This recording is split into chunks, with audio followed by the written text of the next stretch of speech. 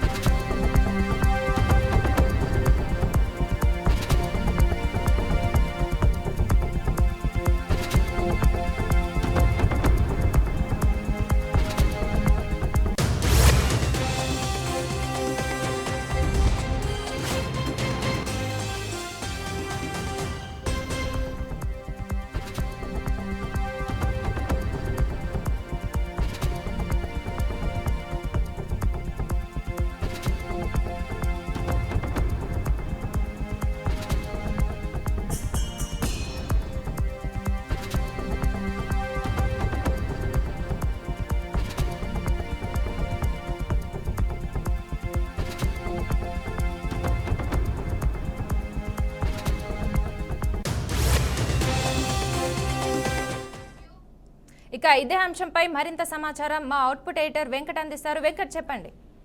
దేశవ్యాప్తంగా కరోనా మరోసారి భయాందోళన గురి చేస్తూ ఉంది.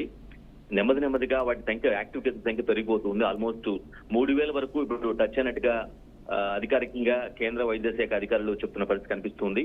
కేరళ, మహారాష్ట్రలో ఈ 2 రాష్ట్రాల్లో కొంచెం తీవ్రంగా ఉంది. యాక్టివ్ కేసుల యొక్క నమోదు పెరుగుతున్న పరిస్థితి మనం చూస్తున్నాం. కేరళలో ఆల్మోస్ట్ 1147 కేసులు యాక్టివ్ కేసులు ఉన్నట్టుగా ఇప్పటికే ప్రకటన జరిగింది. మహారాష్ట్రలో 424, ఢిల్లీలో 294. అంటే కేరళ, మహారాష్ట్ర తర్వాత ఢిల్లీలో ఎక్కువ ఉన్నట్టుగా మనం గుర్తించాల్సిన అవసరం ఉంటుంది. గుజరాత్ లో 223, అదేవిధంగా తమిళనాడు, కర్ణాటకలో 148 చొప్పున యాక్టివ్ కేసులు ఉన్నట్టుగా అధికారులు వెల్లడించడం జరిగింది. అంటే అక్కడ ఒక 148 కేసులు, ఈ రాష్ట్రంలో ఒక 148 కేసులు. అదేవిధంగా పశ్చిమ బెంగాల్లో 116, రాజస్థాన్ లో 51, ఉత్తరప్రదేశ్ లో 42, పుదుచ్చేరిలో 25, హర్యానాలో 20, ఆంధ్రప్రదేశ్ లో 16. మన తెలుగు రాష్ట్రాలకు సంబంధించి కూడా ఇక్కడ మెన్షన్ చేయడం జరిగింది. ఆంధ్రప్రదేశ్ లో మొత్తం 16 కేసులు ఉన్నట్టుగా అధికారికంగా గుర్తించడం జరిగింది. ఇక తెలంగాణలో 3 కేసులు ఉన్నట్టుగా గుర్తించారు. మధ్యప్రదేశ్ లో 10, గోవాలో 7, ఒడిశా, పంజాబ్, జమ్మూ కాశ్మీర్ లో 4 కేసులు చొప్పున, 4 కరోనా యాక్టివ్ కేసులు చొప్పున నమోదైనట్టు కూడా అధికారులు చెప్తున్న పరిస్థితి.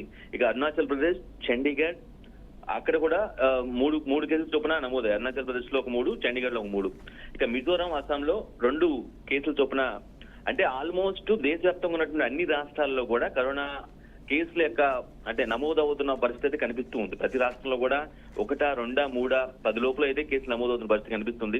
ఇప్పుడు ఆల్మోస్ట్ మనం చెప్పుకున్న అన్ని రాష్ట్రాల్లో కూడా కేసులు నమోదయ్యాయి అధికారికంగా అనేది కేంద్రం చెప్తున్నట్టు లెక్క. సో ఈ నేపథ్యంలో ఆయా రాష్ట్ర ప్రభుత్వాలు ఖచ్చితంగా చాలా కాన్షియస్ గా ఉండాలి. ఎందుకంటే కరోనా 2020లో ఎంత విపత్తు సృష్టించిందో మనందరూ తెలిసిందే. వేలాది మంది ప్రాణాలు కోల్పోయిన నేపథ్యంలో ముందస్తు జాగ్రత్త చర్యలో భాగంగా ఇంకా యాక్టివ్ సంబంధిత ఎవరైతే బాధితులు ఉన్నారో వాళ్ళని క్వారంటైన్ చేసి వారు ఎవరెవరిని కలిసారో, ఎవరెవరిని కాంటాక్ట్ అయ్యారు, సో ఆ డీటెయిల్స్ కూడా తెలుసుకొని ఖచ్చితంగా తగ్గుబాటు చర్యలు అంటే నివారణ చర్యలు తీసుకోవాల్సిన అవసరం ఉందని ఇప్పటికే కేంద్ర ప్రభుత్వం ఆయా రాష్ట్ర ప్రభుత్వాల సిఎస్లతో, ముఖ్య వైద్యాధికారులతో, ఆయా వైద్య శాఖ మంత్రులతో కూడా ఆదేశాలు జారీ చేయడం జరిగింది.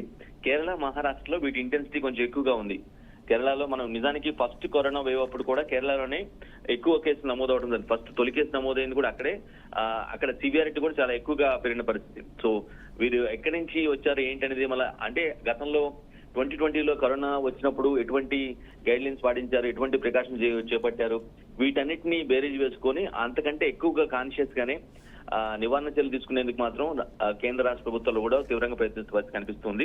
తెలుగు రాష్ట్రాల్లో ఆంధ్రప్రదేశ్ లో 16, తెలంగాణలో 3 నమోదైనట్టుగా. కంపారిటివ్లీ తెలంగాణలో తక్కువ కేసులుగా నమోదయ్యాయి.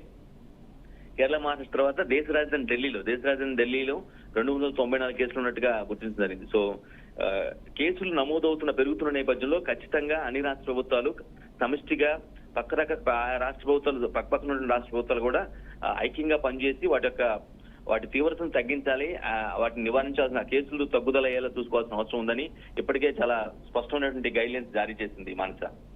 ఓకే, ఇప్పుడు కరోనా కేసులు నమోదవుతున్న నేపథ్యంలో మళ్ళీ లాక్డౌన్ విధించే అవకాశం ఉందంటారా? లాక్డౌన్ ప్రాసెస్ అనేది చాలా చాలా ఇంటెన్సిటీ ప్రాసెస్, చాలా పెద్ద ప్రాసెస్ అండ్ దాన్ని ఆ కేసుల యొక్క తీవ్రతను బట్టి కేంద్ర ప్రభుత్వం తీసుకోవాల్సిన నిర్ణయం కాబట్టి అంత ఈజీగా ఇప్పట్లో లాక్డౌన్ ఉండే పరిస్థితి ఉండదు. ఎందుకంటే ఆ కేసు తీవ్రత కేసుల సంఖ్య పెరుగుతున్న నేపథ్యంలో కంట్రోల్ చేసే పరిస్థితి లేనప్పుడు మృతుల సంఖ్య కూడా పెరుగుతున్న నేపథ్యంలో అంటే మృతుల సంఖ్యలో పెద్ద ఎత్తున పెరిగేంత వరకు వెయిట్ చేయకుండా ఈ లోపలనే అంటే ఆ కేసుల యొక్క తీవ్రత పెరిగినప్పుడు మాత్రమే ఆ డెసిషన్ తీసుకునే అవకాశం కనిపిస్తుంది. మనం ఫస్ట్ వేవ్ లో కూడా చూసాం ఏ స్థాయిలో డేకి వేల సంఖ్యలో కేసు పెరిగిన నేపథ్యంలోనే అవుట్ ఆఫ్ కంట్రోల్ అవుతున్న పరిస్థితి నేపథ్యంలో లాక్డౌన్ విధించిన పరిస్థితి కేంద్ర ప్రభుత్వం.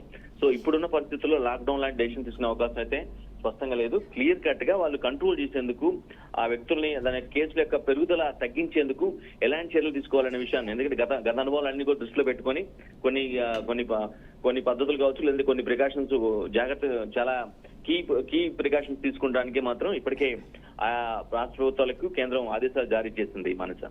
Okay, thank you Venkat.